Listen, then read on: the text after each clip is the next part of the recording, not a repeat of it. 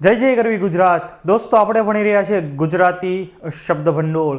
તો સરકારી પુસ્તકો આધારિત આ શબ્દ ભંડોળની આખી સિરીઝ છે અને આપણા હાલમાં અત્યારે આપણે ભણી રહ્યા છીએ કહેવતો. જો સરકારી સોર્સમાંથી આપણે ભણીએ છીએ એટલે તમારા માટે ખૂબ જ ઇમ્પોર્ટન્ટ, પરીક્ષામાં તમને સવાલો આમાંથી પૂછાશે. તો વધારે સમય ન વેસ્ટ કરતાં આપણે જોઈએ, આપણો આ 13મો લેક્ચર છે અને એમાં આપણે જોઈએ કહેવતો. તો જોઈએ, આંખની ગરજ પાપણે સરવાની. તમને પરીક્ષામાં આવી રીતે જ કોઈ વિધાન આપી દીધું હશે. કોઈ પણ સરકારી ભરતી હોય, સીસી હોય, સીસીની પ્રિલિમ્સ મેન્સ હોય, ખાસ કરીને ખાખીની ભરતી હોય, એના માટે આખું આ પ્લે લિસ્ટ ખૂબ ઇમ્પોર્ટન્ટ છે. આંખની ગરજ પાપણે સરવાની છે, મતલબ જેનું જે કામ હોય તે જ તે કરી શકે. ત્યાર પછી આંખનું આંજણ ગાલે ઘસ્યું, અઘટિત શણગાર સજ્યા, બરાબર, કે જે શણગાર ન સજવા જોઈએ એવા શણગાર કર્યા. બીજું કે એવું કાર્ય થયું કે એમાં અપયશ જ મળે, એટલે કે જ મળે નહીં એવું કંઈક કાર્ય કર્યું. અથવા તો આંખનું આંજણ ગાલે ઘસ્યું એટલે અજ્ઞાનવશ અયોગ્ય પ્રવૃત્તિ કરવી, એટલે કે કામ કંઈક બીજું કરવાનું હતું અને કરી નાખ્યું એના બદલે કંઈક બીજું, બરાબર. તો એનો મતલબ કે આંખે લગાડવાનું આંજણ ગાલે લગાડી દીધું. આંખને પોપચાનો ભાર ન લાગે, જે ઉપયોગી છે તે પ્રત્યે અણગમો ન હોવો જોઈએ. આ લેક્ચર્સ તમારા માટે દરેક માટે ઉપયોગી છે, તો એને બીજાને તમે શેર કરી દો, સામેવાળાને ભાર નહીં લાગે. શું કામ? આંખને પોપચાનો ભાર ન લાગે. લેક્ચર્સમાંથી સવાલો નીકળવાના છે અને ઘણી વખત રકમ ખર્ચા પછી પણ આ પ્રકારનો કન્ટેન્ટ મળતો હોતો નથી, બરાબર. સ્વજનો બોજારૂપ હોતા નથી, એક જ તે કહેવત, એના બે અર્થ થયા. આંખમાં અમી તેને દુનિયા સમી, જે સંબંધ મીઠો કે સારો કેળવી જાણે તે લોક વ્યવહાર સારો કરી જાણતો હોય છે, બરાબર. મતલબ લોક વ્યવહાર સંબંધિત આખી કહેવત છે. આંખમાં અમી તેને દુનિયા સમી. આંખમાં કમળો તે જગત પીળું જ દેખે, એટલે કે એના મનમાં જ એવો કંઈક પહેલેથી ભાવ છુપાયેલો, કોઈ નકારાત્મક ભાવ, તો એને એવો જ ભાવ દેખાવાનો, બરાબર. આપણે કાળા ચશ્મા પહેર્યો તો આપણને આખી દુનિયા કાળી જ દેખાવાની છે, એટલે કે આંખમાં કમળો તેને જગત પીળું જ દેખે, એને બધું પછી પીળું પીળું દેખાતું હોય. આંખે આંધળો પણ ગાંઠે પૂરો, દેખીતી રીતે અશક્તિમાન લાગે પરંતુ સ્વાર્થમાં સંપૂર્ણપણે સજાગ હોય, બરાબર. કે જ્યાં એનો નિજી સ્વાર્થ એને સેવવાનો હોય ત્યાં એ કંઈક કામ કરાવી જ લે, પોતાનો સ્વાર્થ એ સાધી જ લે. આંગણે કૂવો અને વહુ ઉછાછળા, નુકસાન થવાની પૂરી સંભાવના. શેર માર્કેટ સંબંધિત આ કહેવત તમે કંઈક ટાંકી શકો, બરાબર, કે આંગણે કૂવો અને વહુ ઉછાછળા. ત્યાર પછી આંગળા ચાંટે કંઈ પેટ ન ભરાય, ખોટી કરકસરનો કાંઈ અર્થ થાય નહીં, બરાબર. કરકસર જીવનમાં જરૂરી છે, આપણા વડીલો સજ્જનોએ આપણને શીખવાડ્યું ને જરૂરી પણ છે, પણ અતિ કરકસર અથવા તો એવું કંઈક જીવન જીવવું જે લોભમાં પરિણમતું હોય, બરાબર. મતલબ આંગળા ચાટે કંઈ પેટ ભરાય નહીં, એના માટે પૂરતું ભોજન લેવું જ પડે, શાક રોટલા જમવા પડે. આંગળી ચાપતા પહોંચો પકડવો, કે સહેજે છૂટ આપતા કે દાખવવા જતા સંપૂર્ણ છૂટ કે લાભ મેળવવો, બરાબર. આંગળી જતા પહોંચો દબો, તમે એને થોડીક કંઈક મદદ કરો તો તમને માથે જ પડી જાય. આખી એવી એ પ્રકારની આખી આ કહેવત થઈ. આંગળી ચિંધ્યાનું પણ પુણ્ય છે, સાચું અને સારું માર્ગદર્શન આપવું પણ એક પુણ્ય છે.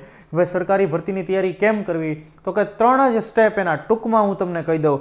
પાછલા વર્ષના સવાલો જુઓ, એના આધારે કન્ટેન્ટ વાંચો અને મેક્સિમમ તમે ટેસ્ટ સોલ્વ કરો. બસ આ 3 જ કામ કરવાના છે આપણે, બરાબર. તો આંગળી જે સાચી ચીંધે એને પણ પુણ્ય મળતું હોય છે, આંગળી ચીંધ્યાનું પણ પૂર્ણ છે. આંગળી સૂજે થાંભલો ન થાય, નાની ચીજ કે બાબત ઘણી મોટી ન થઈ શકે.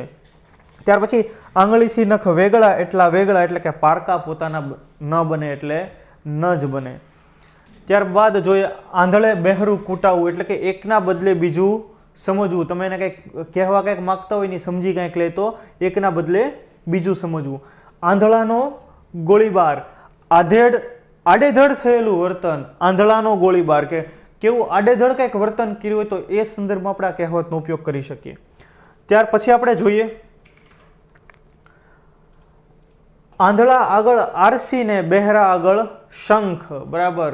આપણે આના માટે પણ કહેતા કે ભેંસ મોર ભાગવત, તમે ભેંસની બાજુમાં ભાગવત કરો તો એને કાંઈ સમજ પડવાની નથી. કેટલાક લોકોનું પણ આવું રહેતું હોય છે, આપણે આજુબાજુ જ કંઈક જોતા હોઈએ છીએ.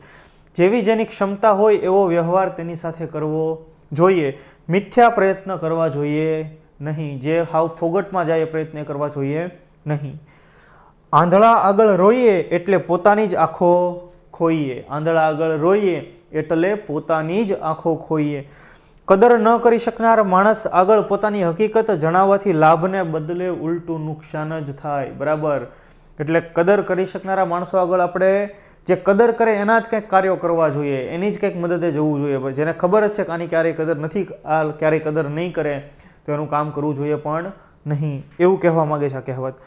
આંધળા ખર્ચનું અંતકાળે સર્વયું, બહુ જ ઉડાવ માણસ છેવટે દેવાળું કાઢે છે. આના ઉદાહરણ મારે આપવાની જરૂર નથી, ઘણા બધા બેંકોના લૂંટીને લોકો વિદેશ વયા ગયા છે.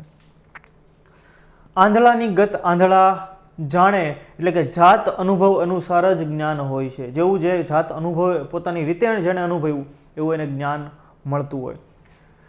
આંધળાની ગાયને અલ્લાહના રખોપા, નબળાને ઈશ્વરનો આધાર હોય છે. તો એ હકીકત પણ છે, બરાબર, કે જ્યારે કોઈ ન હોય ત્યારે આપણે સાથે કંઈક એવી અદૃશ્ય શક્તિ કે જેને આપણે ઈશ્વર નામ આપેલું છે એ આપણી સાથે રહેતી હોય. આંધળામાં કાણો રાજા, અજ્ઞાનીઓમાં નજીવા જ્ઞાનવાળો પણ પંડિત ગણાય, કે જ્યાં કોઈ ભણેલું ન હોય ત્યાં થોડુંક ભણેલો પણ પંડિત ગણાતો હોય છે. આંધળો કહે ભીત અને બહેરો કહે મજીદ, એટલે કે જોયા સાંભળ્યા વિના બોલે તે ભળતું જ હોય, બરાબર. આંબા તો ક્યાંક ઉગે, બાકી બાવળિયા બહુ હોય. સારા માણસો બહુ ઓછા મળી આવે, બાકી એટલે આંબા તો ક્યાંક જ ઉગે, બાવળિયા તો એમને ગમે અહીંયા જાડી જાખરામાં આપણને જોવા મળે, અથવા તો બાવળિયાથી જોઈએ ને તો આપણે સામાન્ય રીતે જાડી જાખરા કહેતા હોઈએ, બરાબર. ઇન્સાફ આંધળો છે. ન્યાય માટે સબળ અને સંપૂર્ણ પુરાવા આવશ્યક છે, કે જ્યાં સુધી પુરાવા સાબુત ન મળે ત્યાં સુધી ન્યાય થઈ શકતો નથી. એટલે કીધું કે ઇન્સાફ, ન્યાય આંધળો છે. ઈંટનો જવાબ પથ્થરથી આપવો, એટલે કે જોરદાર પ્રતિકાર આપવો. ઈંટનો જવાબ પથ્થરથી. ઉકરડે પડ્યું રતન, ચીથરે વીટ્યું રતન. કુશળ અને નિપુણ વ્યક્તિની યોગ્ય કદર નથી થતી. ત્યારબાદ જોઈએ ઉજ્જડ ગામમાં એરંડો પ્રધાન. બહુ સારી વસ્તુ ન મળે ત્યાં થોડીક ખરાબ વસ્તુ હોય તો પણ સારી ગણાય. ઉતાવળા સો બાવરા, ધીરા સો ગંભીર. ઉતાવળથી કામ બગડે, ધીરજથી કામ સારું થાય. આના માટે બીજી એક પણ કહેવત છે કે ઉતાવળે આંબા ન પાકે, એટલે કે કોઈ પણ કામ ઝડપથી એવી રીતે પૂરું થાય નહીં. આપણે સ્પર્ધાત્મક પરીક્ષાની તૈયારી કરીએ અને આપણે એવું ઈચ્છીએ કે ભાઈ હું ઝડપથી જ બધું કવર કરી લઉં, એમ ઓશિકાનું કવર થાય નહીં. કેમ કે શીખવાની ભણવાની પ્રક્રિયા છે જે એક દીર્ઘકાલીન પ્રક્રિયા, લાંબો સમય ચાલતી પ્રક્રિયા છે. ધીરે ધીરે કામ કરવું જોઈએ આપણે એમાં. એની પછી જ છે ઉતાવળે આંબા ન પાકે. ઉતાવળ કરવાથી સારું કામ થાય નહીં. ઉપર આભ ને નીચે ધરતી. ઉપર આસમાન, બરાબર, અને નીચે એક પ્રકારે ધરતી, ઉપર આસમાન, આભ, કંઈ આધાર ન હોય તેવી વાત. ઉંદર ફૂંક મારતો જાય અને કરડતો જાય. ઉંદરની એક પ્રકૃતિ છે, ફૂંક મારતો જાય કરડતો જાય, એટલે આપણને ખોતરી નાખે આપણા પગે વગેરે, તો આપણને ખબર પણ ન પડે. એટલે કહેવાય કે મીઠું મીઠું બોલે અને ખબર ન પડી તે રીતે પોતાનો કંઈક સ્વાર્થ સધાવી લે, પોતાનો કંઈક સ્વાર્થ કઢાવી લે. ઉગતા સૂરજને સૌ નમે, એટલે કે સત્તાને સૌ અધીન બનવા જાય. કે તમે કાલે સવારે ડિપ્ટી કલેક્ટર કે ડીવાયએસપી બની ગયા તો રોલો કાંઈક જુદો જ છે. એટલે કે ઉગતા સૂરજને સૌ નમે. અત્યારે જે તમને નહીં બોલાવતા હોય ત્યારે તમારે હાવ તમારી પાસે આમ નમીન વાત કરશે.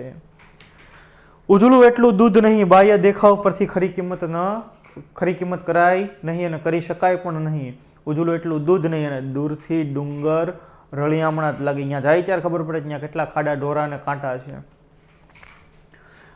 ઉજળે લુગડે ડાઘ નહીં. ઉજળે એટલે કે વેશ વર્તન સારા હોય તો લાંછન ન લાગે. પછી ઉજળે લુગડે ડાઘ લાગે, એટલે કે સારા માણસનો નાનો દોષ પણ તરત જણાય આવે. ઉઠ વહુ વિસામો ખા, એટલે કે બીજાની પાસે મહેનત કરાવી. ઉઠ વહુ વિસામો ખા, હું કાતું તું દળવા જા, એટલે કે બીજાની પાસે મહેનત કરાવીને પોતે વધુ કામ કરે છે એવો દેખાવ કરવો. ત્યાર પછી ઉતર્યો અમલ કોડીનો, એટલે કે સત્તાધારીનું માન સત્તા ગુમાવ્યા પછી ન ટકે. બરાબર, આપણી સત્તા 5 વર્ષની 10 વર્ષની સત્તા છે, એ ગુમાવ્યા પછી એનું માન રહેતું નથી. ઉને પાણીએ ઘર ન મળે, મોટું કામ કરવા વિશેષ શક્તિ જોઈએ. બરાબર, ઉને પાણીએ ઘર ન મળે. ઉપજ્યું તેવું નિપજ્યું, એટલે કે જેવું વાવ્યું એવું લીણ્યું. મહેનત અનુસાર જ આપણને ફળ મળે છે. આપણે જો થોડુંક હાર્ડવર્ક કરશું, થોડુંક સ્માર્ટ વર્ક કરશું તો આપણે સારા રેન્ક સાથે પાસ થશું. નહીંતર છેલ્લા કંઈક લિસ્ટમાં છેલ્લે કંઈક નામ હશે ને કદાચ ન પણ હોય એવું પણ બને. બરાબર, એટલે ઉપજ્યું તેવું નિપજ્યું. ઉલમાંથી ચૂલમાં પડવું, એક મુશ્કેલીમાં હોય એમાંથી પાછી બીજી મુશ્કેલીમાં જ પડવું. બરાબર, તેને કહેવાય ઉલમાંથી ચૂલમાં પડ્યા જેવું થશે. ઉલેચે અંધારું ન જાય, એટલે કે મિથ્યા પ્રવૃત્તિથી કોઈ પણ બાબતનો ઉકેલ આવતો નથી. ત્યાર પછી આપણે જોઈએ